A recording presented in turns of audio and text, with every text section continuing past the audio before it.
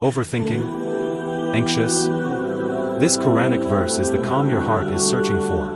الذين آمنوا وتطمئن قلوبهم بذكر الله ألا بذكر الله تطمئن القلوب.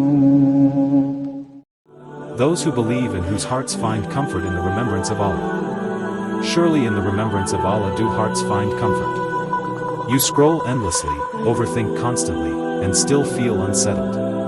But Allah already told you the solution. His remembrance, His dhikr, is what brings true peace. When life feels heavy, say, Subhanallah, glory be to Allah. Alhamdulillah, all praise is due to Allah. Allahu Akbar, Allah is the greatest. These aren't just words, they're medicine for your soul.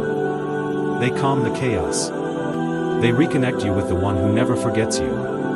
So the next time your heart races with anxiety, pause, breathe, and remember Allah. That's where real peace lies.